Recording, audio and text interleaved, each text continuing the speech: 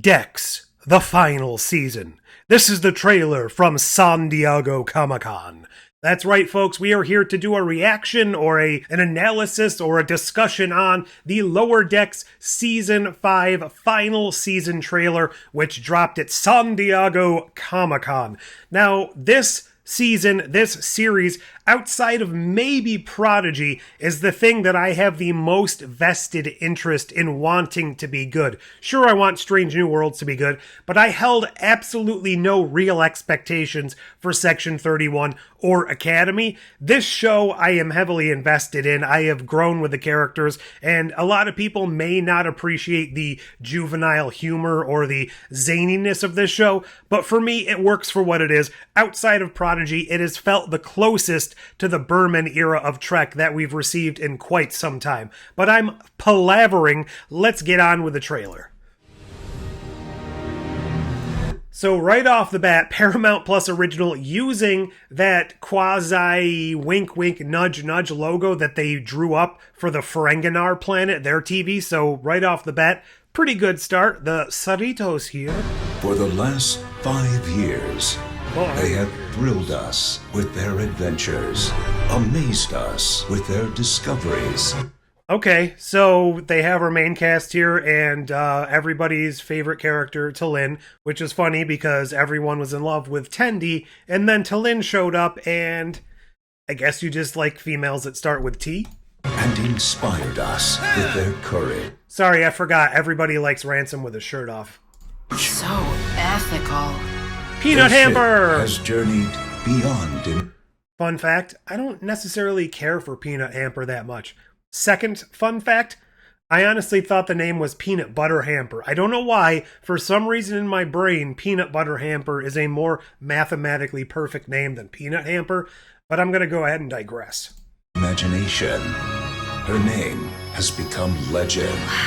Her crew, the finest ever assembled. Don't you give me that sarcastic Vulcan salute! We have Badgie and the koala. Okay, most of what we're seeing here is just greatest hit clips from the first 4 seasons.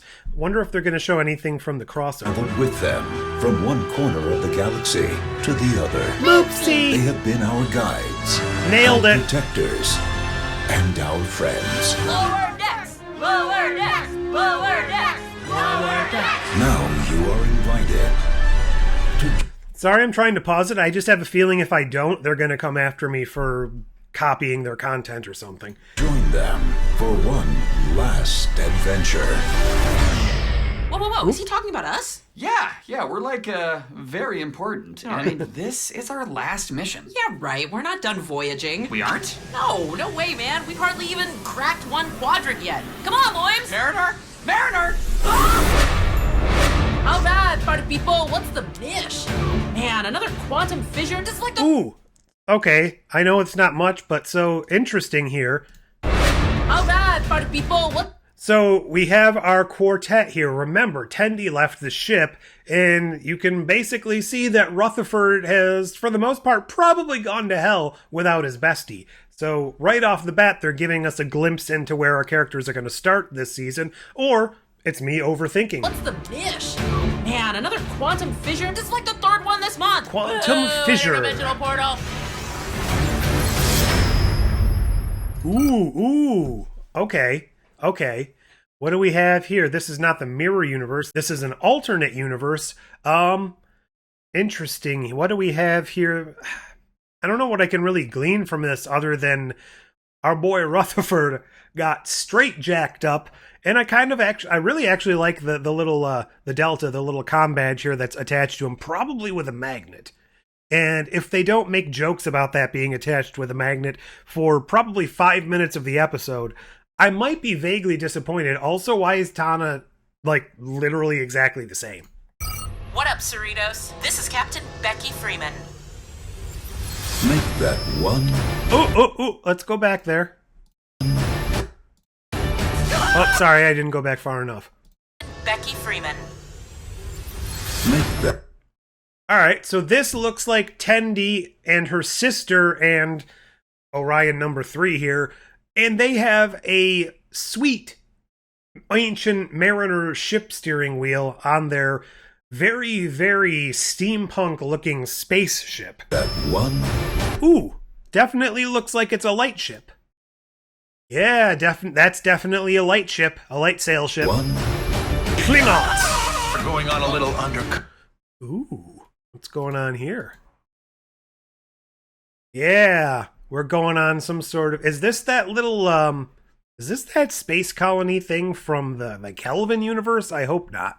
Going on a little undercover. Tendi is getting... Or not Tendi. Well, yeah, Tendi's there. The ladies are getting little slug antenna.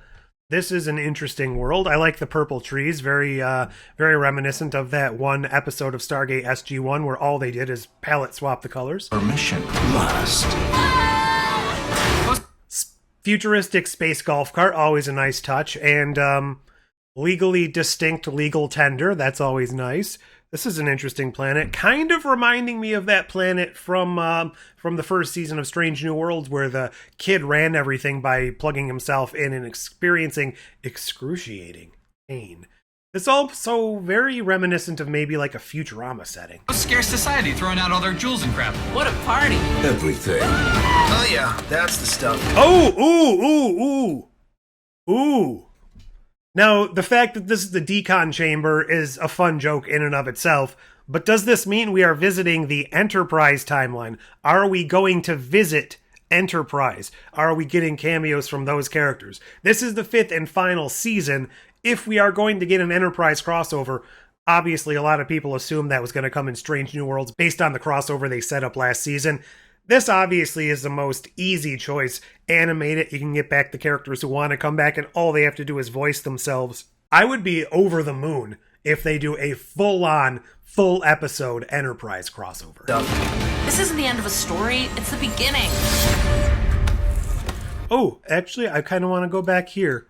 That's a very, I don't know why this reminded me of like the ending of TNG that they then recreated at the end of Picard Season 3. I don't think that's what they're going for here, actually, but that's just what popped into my mind. Star Trek, Lower Decks. You fraternize with... Oh, you know what? Before we get to that stinger, you probably can't see this because it's blocked. The final season streaming October 24th. October 24th, as far as I know... Now that Prodigy is over, that is the next new Star Trek that we get. So now we have to wait. It's basically the end of July already, let's be honest. So August, September, almost 3 months before we get the end of Lower Decks on our screens. But we do now have a period of time that we can look forward to.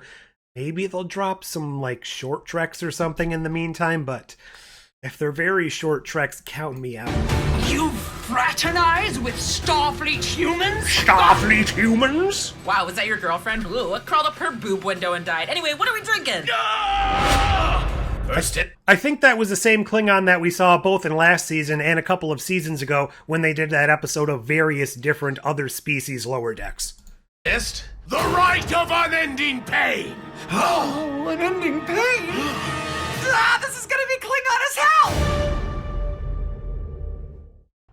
Okay, so it's going to be Klingon as hell. I'm wondering if they're going to lean into the Klingon storylines here. I feel like that's plausible. They were definitely trying to stay away from them after the backlash of the Kling orcs from Discovery, but they've really been reintroducing them the last couple of years, and especially since we have that new Lower Deck Klingon that we've spent a little bit of time with in Lower Decks, it would make sense to bring him in more fully into the crew here. Plus, we have T'Lyn already, we have Tendi off on her Orion stuff, so it's very leading me to believe there might be a lot more stuff set outside of the Cerritos and outside of the Starfleet version of things with the remainder of this season.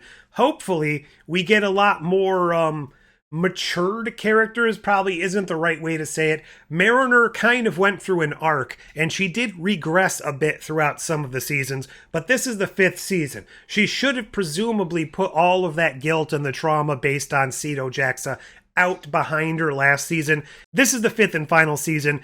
I feel like this is the real chance for these characters to have grown above and beyond, evolved outside of their Lower Decks capacity. Obviously, we saw in last season, they were promoted beyond the Lower Decks. So to see them here fully interacting and fully realized as more mainstream members of the crew, while still not losing that magic and the charm, is probably the best case scenario for the season. This is the time to go balls to the wall and throw all of those wildest crossovers, get all those wild cameos, get all those deep cuts in here while they can. If all goes well, this could be the best season of Lower Decks by far.